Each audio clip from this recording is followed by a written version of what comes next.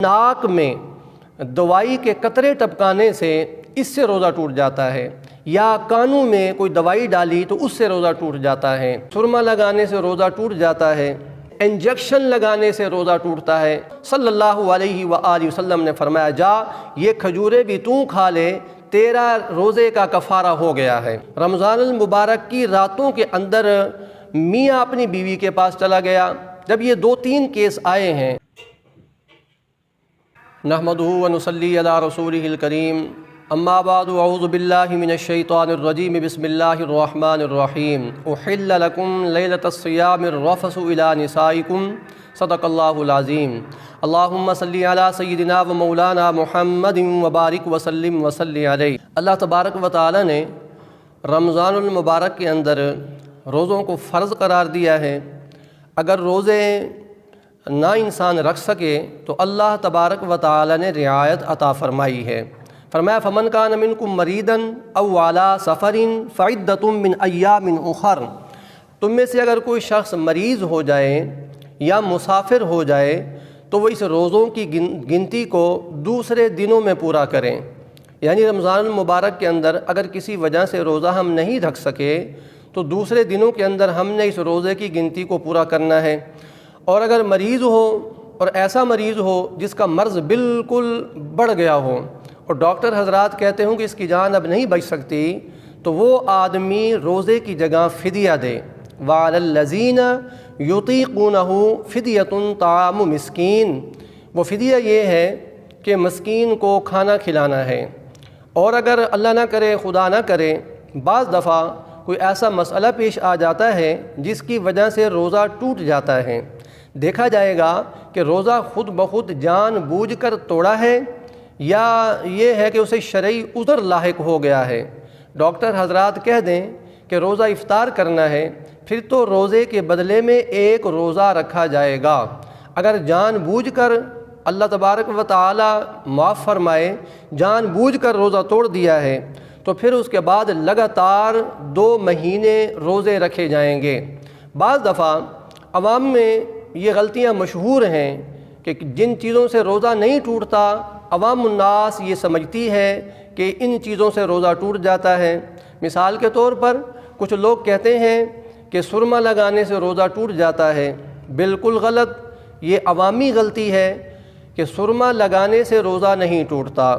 بعض کہتے ہیں کہ سر میں تیل لگانے سے روزہ ٹوٹ جاتا ہے۔ بالکل غلط، سر میں جتنا مرضی تیل لگائیں اس سے روزہ نہیں ٹوٹتا۔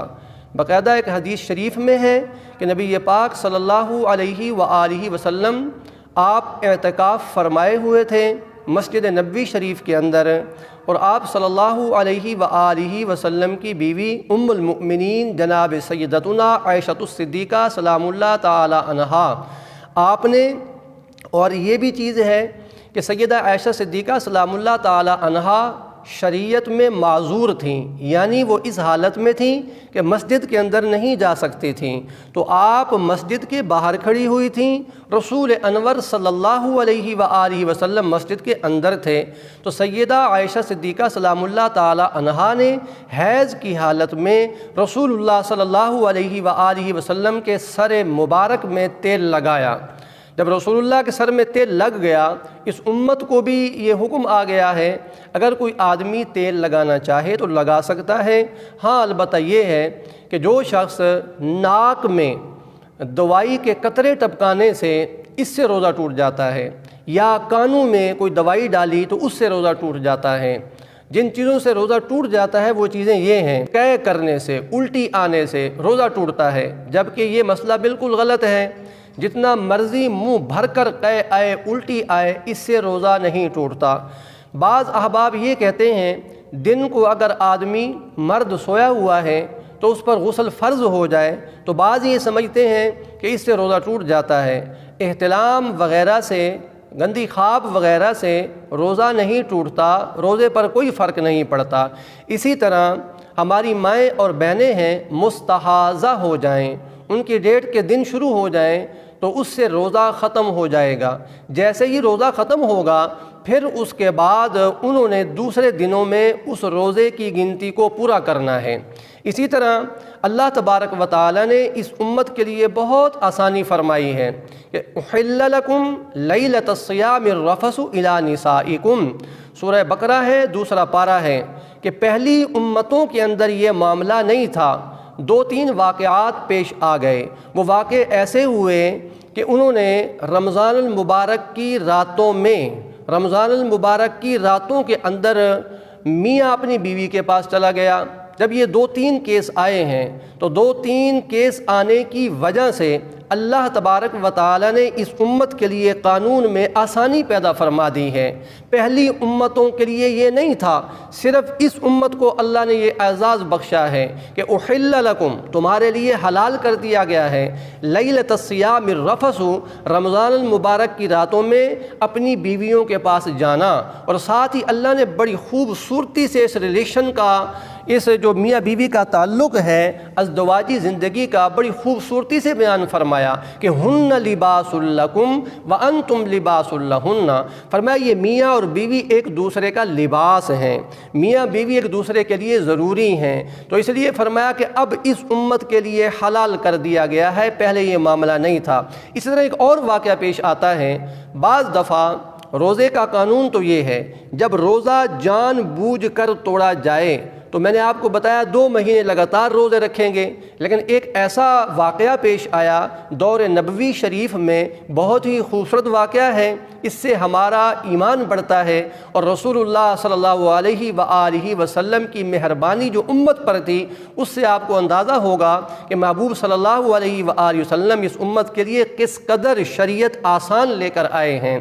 ایک آدمی آیا اور اس نے کہا یا رسول اللہ کہ میرا روزہ ٹوٹ گیا ہے، اب میں کیا کروں؟ تو رسول کریم علیہ الصلاۃ والسلام نے فرمایا بھائی اس کا کفارہ یہ ہے کہ 2 مہینے لگاتار روزے رکھو۔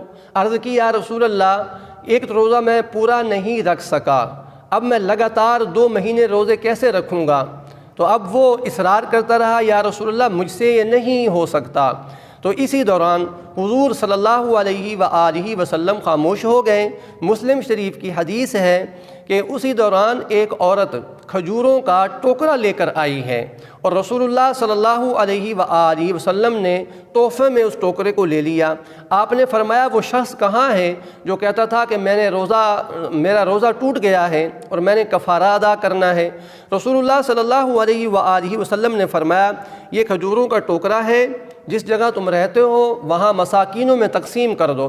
عرض کی یا رسول اللہ صلی اللہ علیہ وآلہ وسلم، کریم آقا جس جگہ میں رہتا ہوں مجھ سے بڑا مسکین کوئی نہیں ہے۔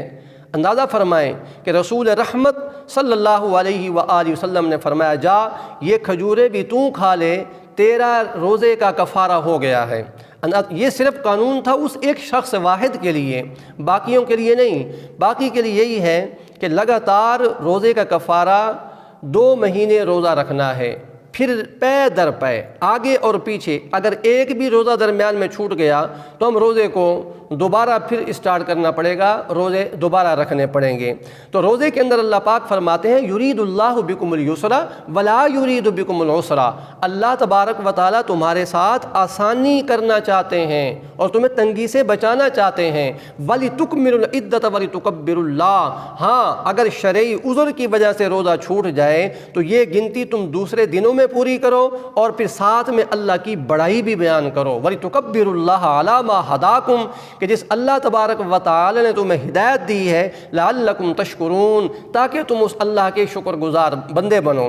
تو آج ہم نے صرف یہ بتایا آپ کو کہ روزہ کن حالتوں سے ٹوٹتا ہے، کن حالتوں سے نہیں ٹوٹتا۔ تو ان میں سے ایک یہ بھی ہے کہ بعض لوگ یہ سمجھتے ہیں انجیکشن لگانے سے روزہ ٹوٹتا ہے، بالکل نہیں ٹوٹتا۔ انجیکشن چاہے گوشت میں لگائیں، وریدی ہو یا غیر وریدی ہو، چاہے وہ ناڑ میں لگائیں، نس میں لگائیں، اس سے روزہ نہیں ٹوٹتا۔ اسی طرح اگر ڈاکٹر حضرات کہہ دیں کہ پانی کی بہت ساری کمی ہے، اس کو ڈرپ لگے گی، تو روزہ دار کو اس حالت میں ڈرپ بھی لگا سکتے ہیں۔ ہاں ایسی ادویات جو معدے میں چلی جائیں اور بھوک کو ختم کریں تو ایسی ادویات کا روزے میں کھانا منع ہے۔ انہیلر، بعض لوگوں کو سانس کا پرابلم ہوتا ہے، وہ انہیلر استعمال کرتے ہیں، تو عوام میں یہ مشہور ہے کہ اندر کوئی چیز اگر چلی جائے، مثال کے طور پہ اگر بتی کا دھواں روزہ ٹوٹ جاتا ہے، اس سے روزہ بالکل نہیں ٹوٹتا، خوشبو سے روزہ نہیں ٹوٹتا۔ انہیلر جب ہم لیں گے، اندر اس کے سانس کھینچیں گے، وہ آکسیجن وغیرہ، تو اس سے روزہ ٹوٹ جاتا ہے۔ انہیلر کا استعمال روزے میں منع ہے، اس سے روزہ ٹوٹ جاتا ہے۔